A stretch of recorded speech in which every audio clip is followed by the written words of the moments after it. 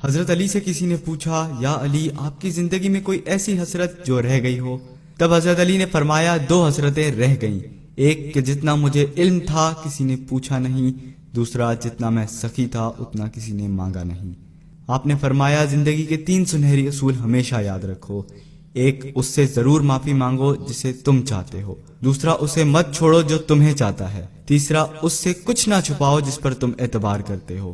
آپ نے فرمایا، دوست سے سنبھل کے دوستی کرو، ہو سکتا ہے وہ کسی دن تمہارا دشمن بن جائے، اور دشمن سے سنبھل کے دشمنی کرو، ہو سکتا ہے وہ کسی دن تمہارا دوست بن جائے۔ زبان کا وزن بہت ہی ہلکا ہوتا ہے، مگر بہت کم لوگ اسے سنبھال پاتے ہیں۔ آپ نے فرمایا، جسم ایک دکان ہے اور زبان اس کا تالا۔ جب تالا کھلتا ہے تو معلوم ہوتا ہے کہ دکان سونے کی ہے یا لوہے کی۔ زندگی تیز ہواؤں کی مانند ہے، جس نے اس کی آندھیاں برداشت کر لیں وہ کبھی غم کی گھٹا نہیں دیکھتا، سرسبز و شاداب باغ دیکھتا ہے۔ حضرت علی سے کسی نے پوچھا، یہ کیسے پتا چلے گا کہ جو پریشانی یا مصیبت ہم پر آئی ہے وہ اللہ کی طرف سے آزمائش ہے یا ہم پر اللہ کی طرف سے سزا ہے؟ آپ نے جواب دیا، جو مصیبت تجھے اللہ کی طرف لے جائے وہ آزمائش ہے، اور جو مصیبت تجھے اللہ سے دور کر دے وہ سزا ہے۔ حضرت علی کے پاس ایک یہودی آیا اور کہا، میں نے سنا ہے کہ جب آپ مسلمان عبادت کرتے ہو تو وسوسے اور خیالات آتے ہیں، جبکہ ہم عبادت کرتے ہیں تو ہمیں نہیں آتے۔ حضرت علی نے جواب میں فرمایا، اگر ایک گھر فقیر کا ہو اور ایک گھر امیر کا تو چور کہاں جائے گا؟ یہودی نے کہا، امیر کے گھر میں۔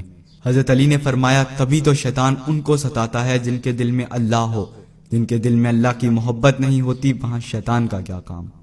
آپ نے فرمایا، جب تمہاری جان کو خطرہ ہو تو صدقہ دے کے جان بچاؤ، اور جب تمہارے دین کو خطرہ ہو تو جان دے کر دین بچاؤ۔ آپ نے فرمایا کہ زندگی 2 دن کی ہے، ایک تمہارے حق میں، دوسرا تمہارے مخالف۔ جس دن تمہارے حق میں ہو اس دن غرور مت کرنا، جس دن تمہارے مخالف ہو اس دن صبر کرنا۔ کسی کی مدد کرتے ہوئے اس کے چہرے کی طرف مت دیکھنا، ہو سکتا ہے ان کی شرمندہ آنکھیں تمہارے دل کے اندر غرور کا بیج بو دیں۔ 3 چیزیں ایمان کو تباہ کر دیتی ہیں، امیروں کی محفل، عورتوں کی صحبت اور جاہلوں سے بحث۔ حضرت علی نے فرمایا، جانور میں خواہش اور فرشتے میں عقل ہوتی ہے، مگر انسان میں اللہ تعالیٰ نے دونوں رکھی ہیں۔ اگر وہ عقل دبا لے تو جانور، اگر خواہش کو دبا لے تو فرشتے کی مانند ہو جاتا ہے۔ آپ نے فرمایا، اپنے جسم کو ضرورت سے زیادہ مت سنوارو، اسے تو مٹی میں مل جانا ہے۔ سنوارنا ہے تو اپنی روح کو سنوارو، کیونکہ اسے تو رب کے پاس لوٹ کے جانا ہے۔ مومن کی مثال ترازو کے پلڑے جیسی ہوتی ہے، جس قدر اس کے ایمان میں اضافہ ہوتا ہے اتنی ہی اس کی آزمائش بڑھتی ہے۔ آپ نے فرمایا، اچھے لوگوں کی ایک خوبی یہ بھی ہوتی ہے کہ انہیں یاد نہیں رکھنا پڑتا، وہ یاد ہی رہتے ہیں۔ آپ نے فرمایا، رزق کے پیچھے اپنا ایمان مت خراب کرو، کیونکہ رزق انسان کو اس طرح تلاش کرتا ہے جیسے مرنے والے کو موت۔ حضرت علی نے فرمایا، رشتے خون کے نہیں احساسات کے ہوتے ہیں، اگر احساس ہو تو اجنبی بھی اپنے ہو جاتے ہیں، اگر احساس نہ ہو تو اپنے بھی اجنبی ہو جاتے ہیں۔ ایک مرتبہ کساب آواز لگا رہا تھا، تازہ گوشت ہے لے لو۔ وہاں سے حضرت علی کا گزر ہوا، کساب نے آپ سے کہا، تازہ گوشت ہے لے جائیں۔ حضرت علی نے فرمایا، آج میری جیب اجازت نہیں دیتی۔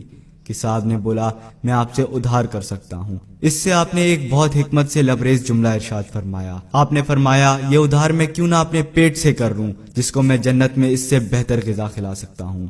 حضرت علی نے فرمایا، لفظ انسان کے غلام ہوتے ہیں مگر صرف بولنے سے پہلے تک، بولنے کے بعد انسان اپنے لفظوں کا غلام ہو جاتا ہے۔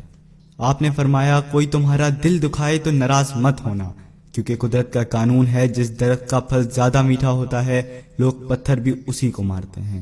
آپ نے فرمایا، کسی کا عیب تلاش کرنے والے کی مثال اس مکھی جیسی ہے جو سارا خوبصورت جسم چھوڑ کر صرف زخم پر جا کر بیٹھتی ہے۔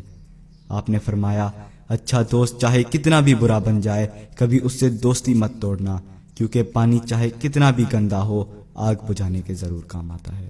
آپ نے فرمایا، زندگی کے ہر موڑ پر صلح کرنا سیکھو، کیونکہ جھکتا وہی ہے جس میں جان ہوتی ہے، اکڑنا تو مردے کی پہچان ہوتی ہے۔ دوست ہو یا پرندہ دونوں کو آزاد چھوڑ دو، اگر لوٹ آیا تو تمہارا، نہ لوٹ کر آیا تو تمہارا وہ کبھی تھا ہی نہیں۔